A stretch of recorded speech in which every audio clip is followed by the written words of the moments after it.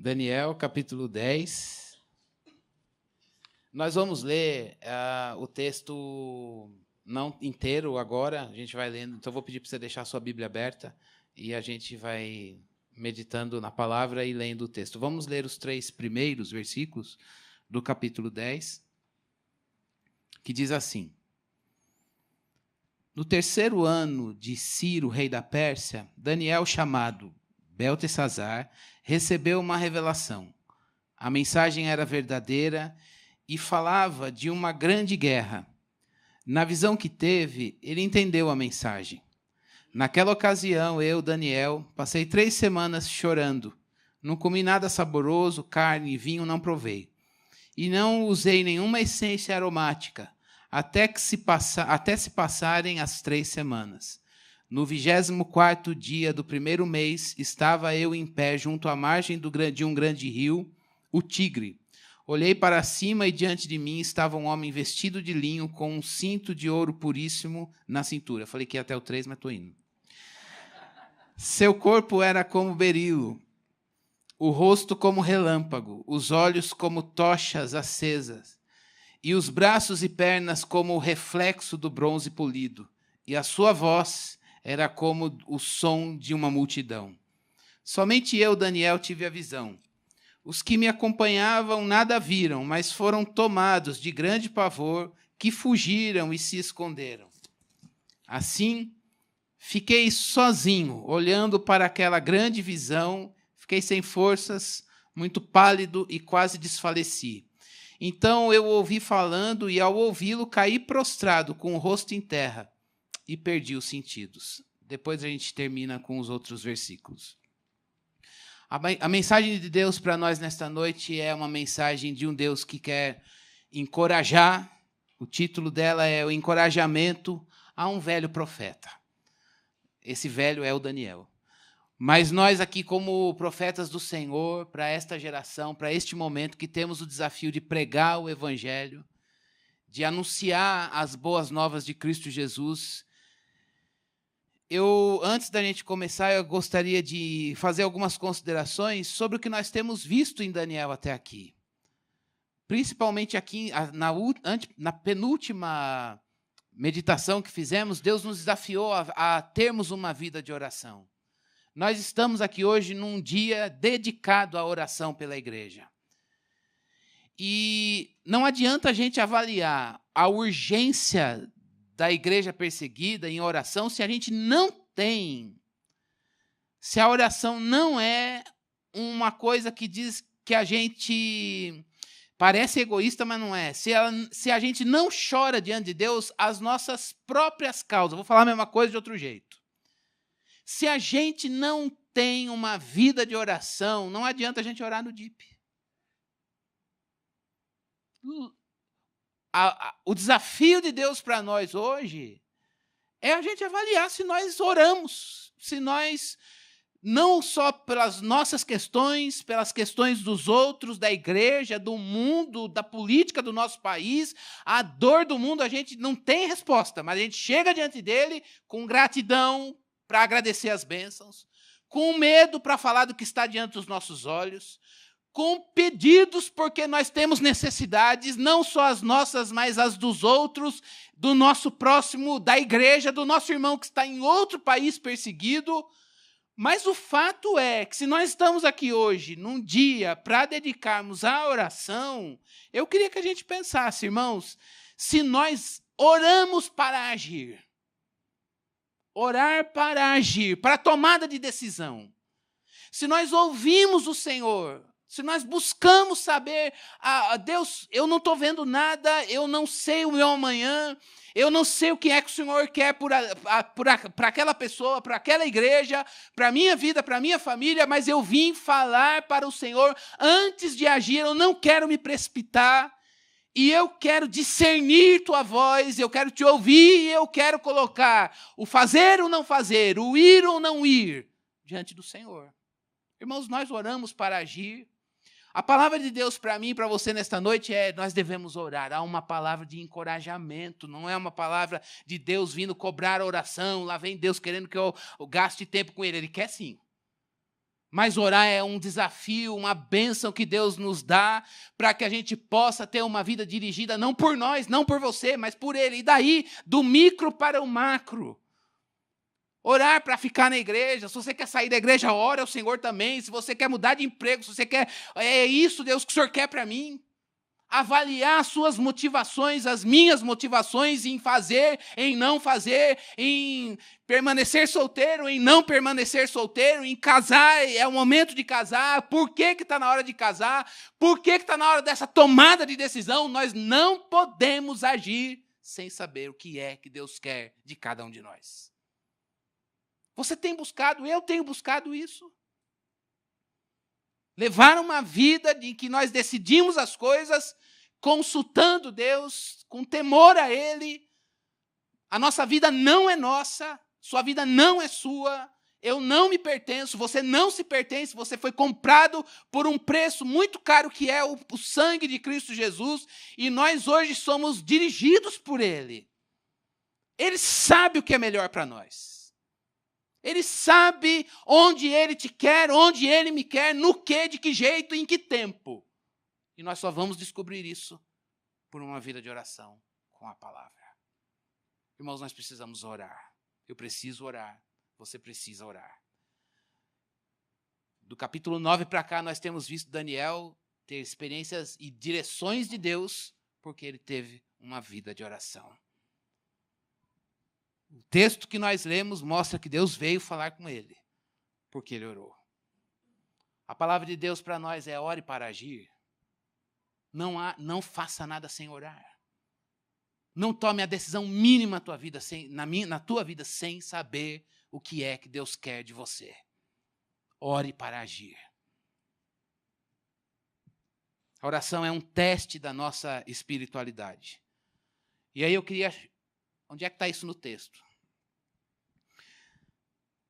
Quando você e eu, nós formos orar por nós e pela igreja, avalie a sua maturidade espiritual para as suas escolhas. Deus, eu quero orar pela igreja perseguida. Eu quero orar pela minha vida, pelas questões que me cercam. Mas eu quero que o Senhor me pastoreie na oração. Por favor, Deus, mostra a minha maturidade espiritual nas motivações, se ela está ou não, se eu preciso crescer. Ou se eu estou permitindo que a cruz de Jesus forje maturidade em mim. Lembre-se que a fé, irmãos, quando a gente vai orar pela igreja, a fé cristã, ela rejeita prestígio. Ela rejeita prestígio. Ela rejeita os prazeres. Ela rejeita a pressão do mundo. A fé cristã ela não vai orar com base nisso. Quando nós estamos orando aqui por esses irmãos, nós estamos pedindo, Senhor, nós pedimos que o Senhor converta aquele que está perseguindo, que o Senhor faça cessar essa perseguição, mas se é para eles passar, sustenta. Fortalece a fé daqueles irmãos e a minha também.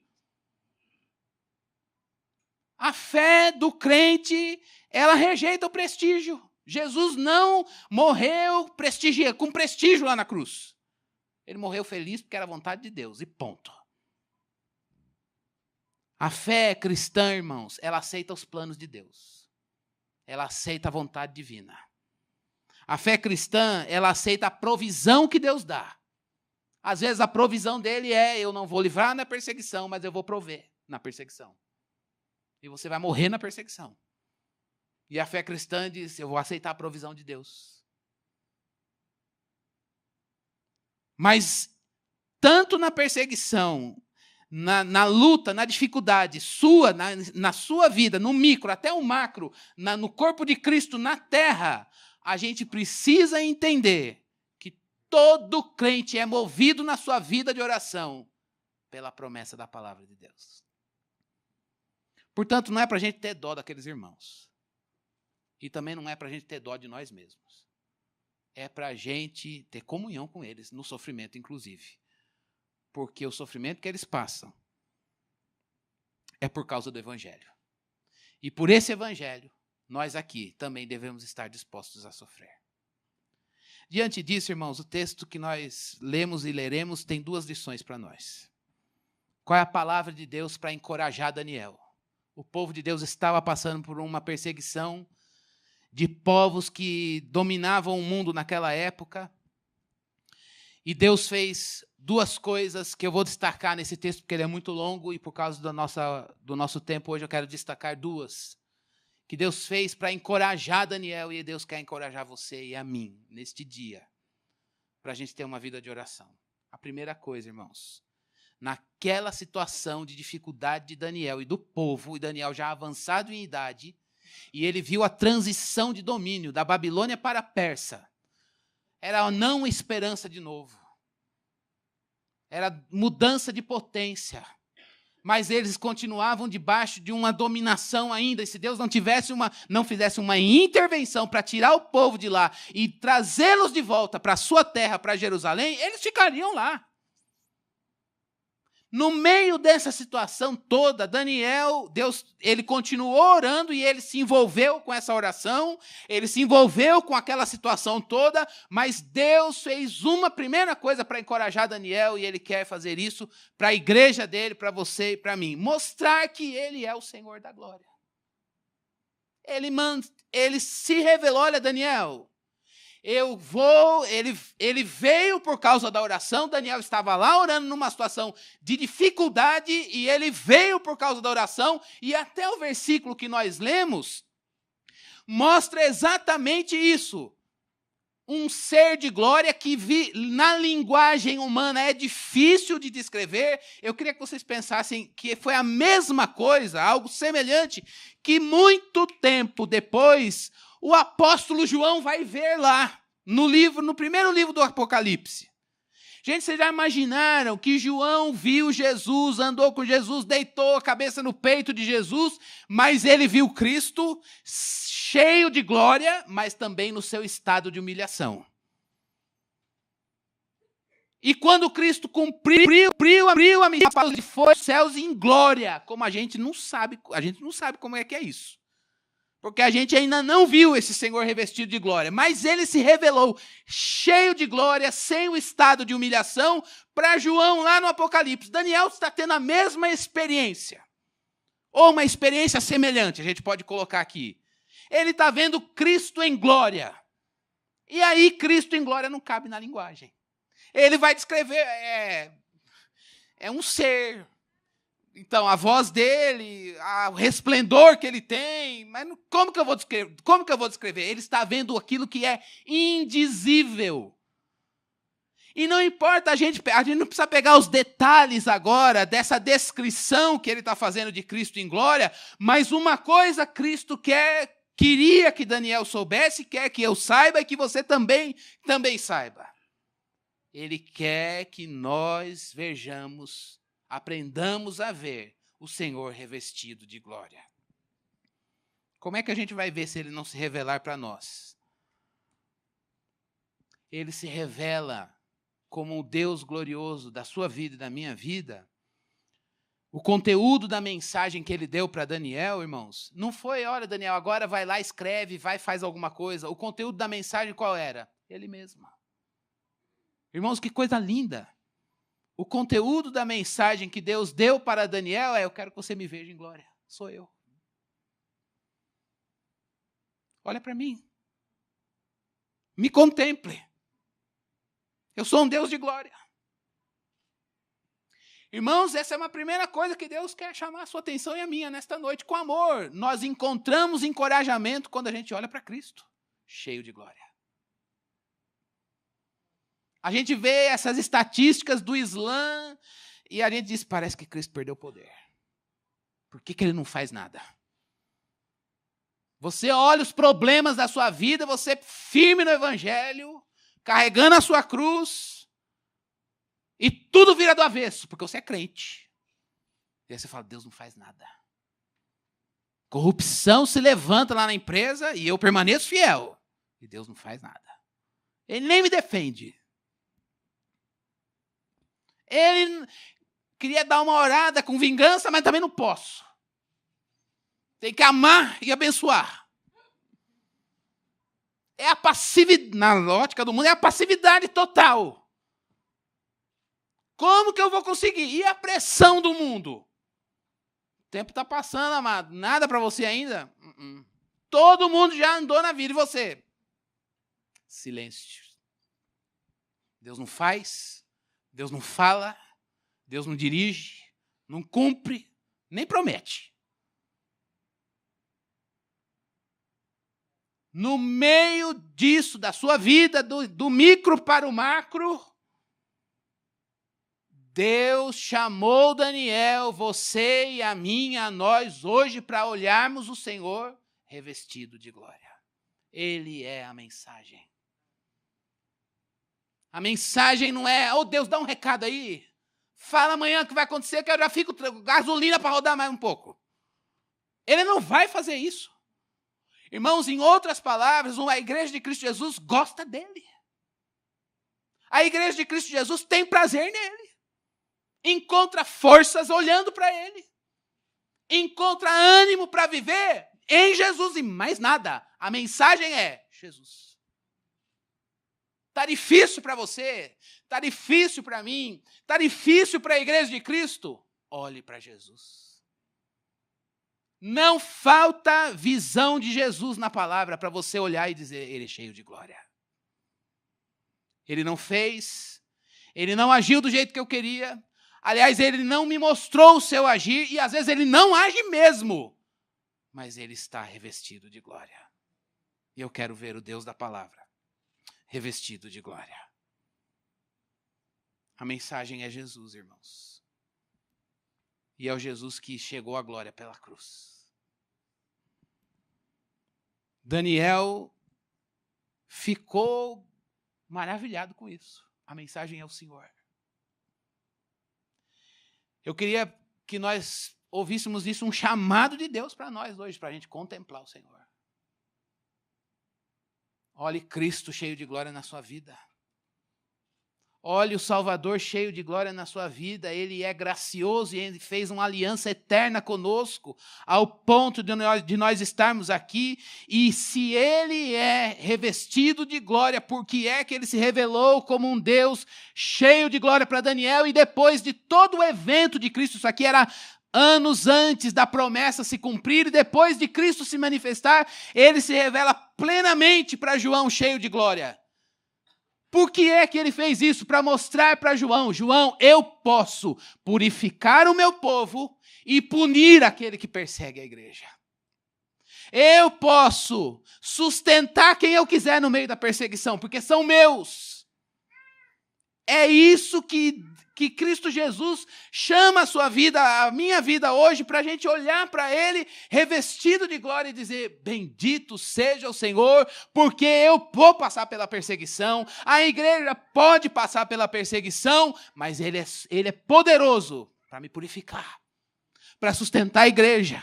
Ele é poderoso também para fazer com que a gente possa encontrar conforto na glória de Deus. Na glória de Deus. Por isso, irmãos, ore para agir. Não haja por você. Não tome uma decisão na tua vida sem falar com Ele. É isso que o Senhor quer para mim? Essa é a vontade do Senhor, é o teu tempo para mim? Tudo está favorável ou desfavorável, eu vou agir por mim, mas eu quero saber, um crente vai dizer, eu quero que a tua glória seja a razão do meu fazer ou não fazer. Irmão, Jesus é a mensagem. E Jesus revestido de glória pode purificar a igreja e punir quem a persegue. Nada fugiu do controle dele. A segunda lição desse texto, para nós, a gente precisa ler agora do versículo 10 para frente. Convido você a voltar na tua Bíblia. Em seguida, a mão de alguém tocou em mim e me pôs sobre as minhas mãos e os meus joelhos vacilantes. E ele disse, Daniel, você é muito amado. Preste bem atenção ao que vou lhe falar. Levante-se, pois eu fui enviado a você. Quando ele me disse isso, pus-me em pé, tremendo. Ele prosseguiu, não tenha medo, Daniel. desde o primeiro dia em que você decidiu buscar entendimento e humilhar-se diante do seu Deus, suas palavras foram ouvidas, e eu vim em resposta a elas. Mas o príncipe do reino da Pérsia me resistiu durante 21 dias. Então Miguel, um dos príncipes supremos, veio em minha ajuda, pois eu fui impedido de continuar ali com os reis da Pérsia.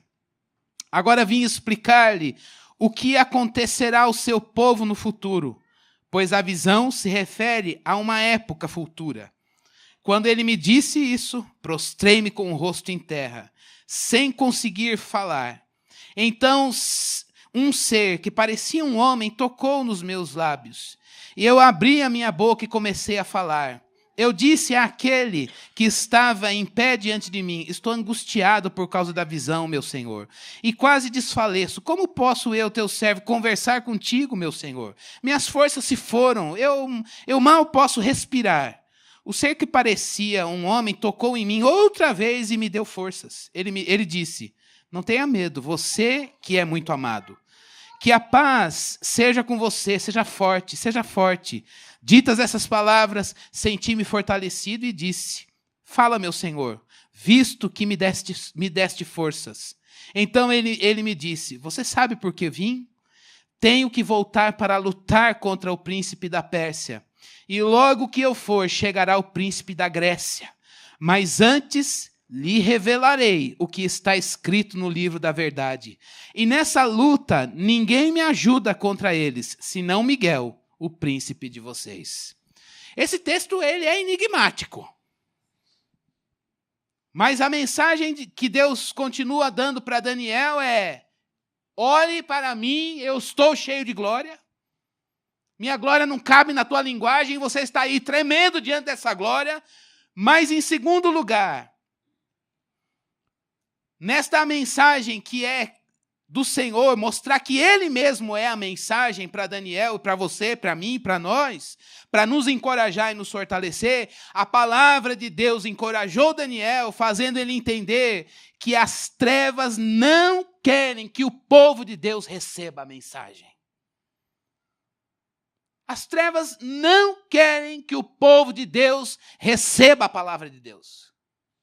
Daniel precisava entender isso. É por isso que, no momento em que ele veio, houve uma dificuldade, uma luta que ela foi de uma ordem sobrenatural. O versículo 13 mostra que houve um príncipe do rei da Pérsia que ficou impondo dificuldades para que o povo não recebesse a mensagem. E ele precisava entender isso. Para quê? Para temer o mal? Não, muito pelo contrário. Mas para defender a palavra. Para conhecer a palavra, para valorizar a palavra, para valorizar a mensagem que é o Senhor.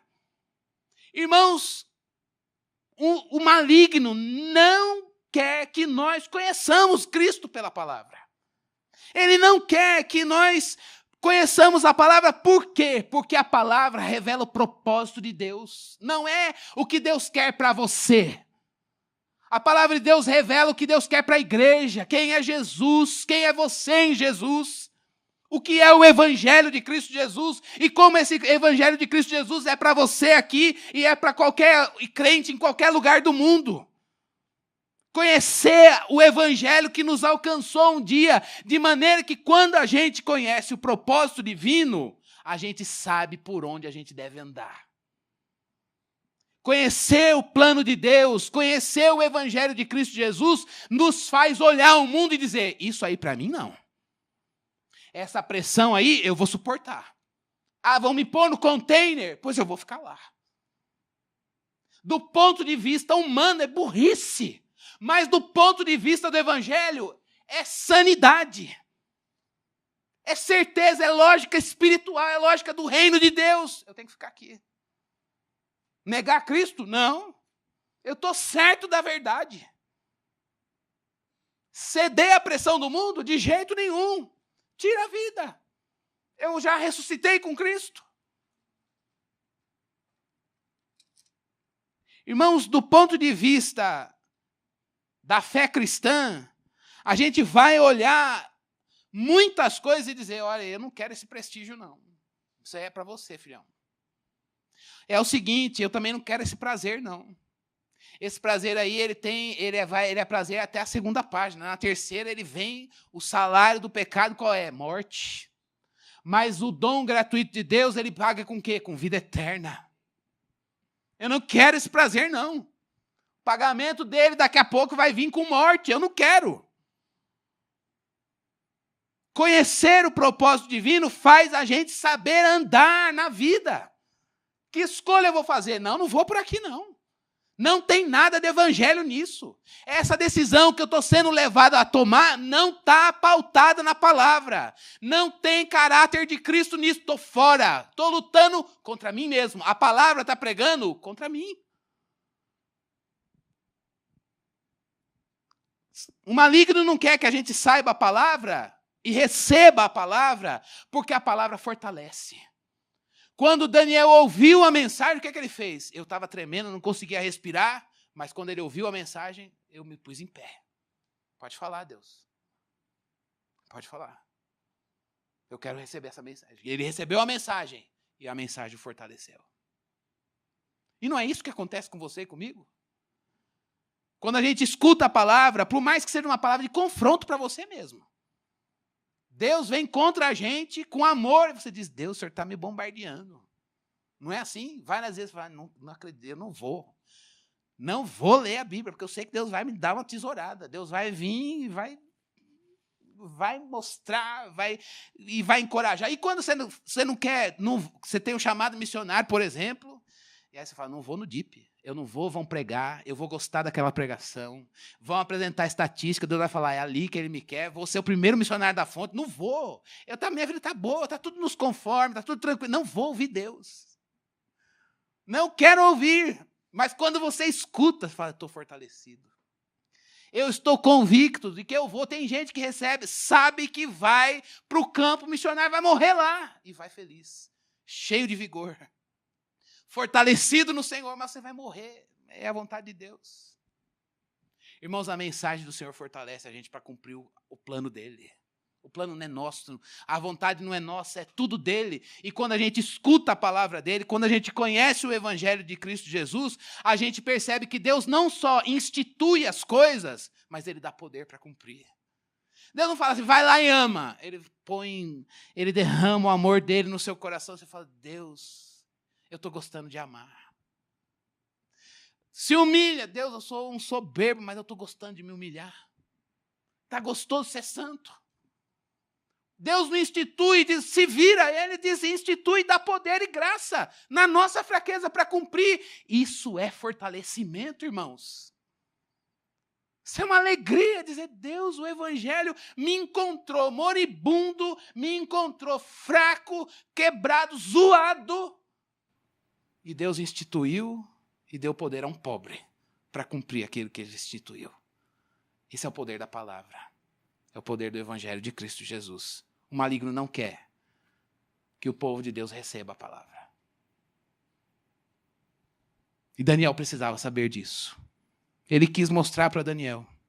Disse, olha, a mensagem eu estou vindo trazer, mas o maligno não quer. Mas ela está aqui e ela te fortalece. Irmãos, a gente precisa saber também, nos versículos finais deixaram claro isso para nós, que Deus não se suja na batalha, não. A gente precisa entender que o Senhor defende o seu povo e Ele faz prevalecer a sua vontade, a sua palavra. E aí, no último versículo, no 21 do capítulo 10, leia comigo novamente, ele diz, olha, veja o 20. Então ele me disse, você sabe por que eu vim? Eu tenho que voltar para lutar. Eu tenho que voltar para lutar contra o príncipe da Pérsia. E logo que eu for, chegará o príncipe da Grécia. Mas antes, lhe revelarei o que está escrito no livro da verdade. A melhor maneira da gente se defender do maligno que não quer que a gente conheça a palavra é saber aquilo que está no livro da verdade, na escritura da verdade. A verdade é Cristo Jesus. O conteúdo da mensagem é Ele mesmo, em glória. E Ele reina para sempre.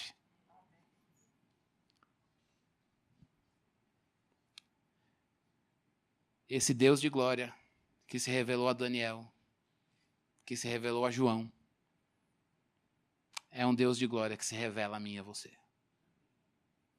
E por que Ele se revela assim? Porque Ele sabe que a gente não está aguentando ficar em pé, que a gente está sem forças para respirar, que a gente está angustiado com o viver, até na oração envolvido com os problemas e dificuldades. Mas Ele é aquele que, como fez com Daniel, tocou e com João pôs a mão direita no ombro e disse: João, não temas. Eu tive morto, mas eu vivi. Eu sou o alfa e o ômega. Irmãos, é necessário, nesses momentos da vida, a gente dizer: Senhor, eu não quero nada. Eu só quero que o Senhor, cheio de glória, põe a mão no meu ombro e diz: eu estou aqui. Nós precisamos pedir isso a Deus. Por favor, põe a tua mão no meu ombro. Senhor cheio de glória, eu quero te ver. A mensagem é o Senhor. Irmão, eu não sei qual é do micro, qual é a dor que mais te angustia hoje. Mas um Deus, o Deus da Bíblia, cheio de glória, Ele está aqui. Ele é Deus Emanuel. Está conosco. Nos pôr na mão no nosso ombro para que a gente rejeite o prestígio na pressão. Para que a gente rejeite os prazeres do pecado. E para que a gente não ceda à pressão do mundo. E a mão dele no nosso ombro faz a gente aceitar a vontade dele. Mesmo que ela seja contrária à nossa. Faz a gente contar com a provisão dele para cumprir essa vontade. Porque ele institui e dá poder. E tudo isso debaixo da palavra, a promessa dele. Não tem sentido nenhum a nossa meditação no livro de Daniel se a gente não aprender que a mensagem é o Senhor Jesus cheio de glória. E se a gente não chegar aqui com expectativa nele, dizendo: eu quero ver o Senhor cheio de glória. Me ajuda a conhecer. Eu quero orar, ver que o Senhor está cheio de glória, o Senhor reina. E eu também quero ver que o Senhor quer que eu saiba que as trevas não querem que o teu povo receba a mensagem. Pois se as trevas não querem, eu também faço parte do teu povo, pois é agora que eu vou receber essa mensagem. Irmãos, já pararam para pensar, para a gente orar, como Satanás não quer que você receba a mensagem? Às vezes não é fazendo ela não chegar a você. É a partir do momento que ela está sendo dita agora, pelo menos a leitura direta da palavra, como Satanás trabalha para que isso o nosso coração não seja um solo fértil para ela cair como semente e florescer. Às vezes é a descrença, às vezes é o erro dos homens, às vezes as experiências que você já teve no passado, fala: lá vou eu. Ou então o medo: eu não vou ouvir, porque eu vou gostar, depois eu vou me comprometer, e aí eu não confio em mim, então é melhor ficar assim. Não caio nessa conversa mais de Deus, de igreja, de palavra. Não vou confiar. Só me dou mal quando eu confio. Todo mundo fala que é crente, chega na hora, só eu vou e ninguém vai. Só eu fico santo e todo mundo recua. Só eu amo e todo mundo odeia. Só eu me humilho e todo mundo fica na soberba.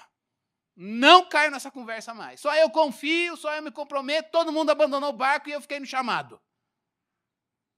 Irmãos, isso é luta para a gente não receber a mensagem. Mas o conteúdo da mensagem é Jesus. Uma vez eu ouvi isso, li isso num livro do Spurgeon, ele disse: olha aqui, o erro dos homens não é o erro de Jesus e da palavra. Ali, eu falei: cala a boca. Os homens podem errar, mas Jesus não errou. Os homens podem não cumprir, mas a palavra é a verdade. E a mensagem é Jesus e não os homens. E é por causa dele que nós estamos aqui.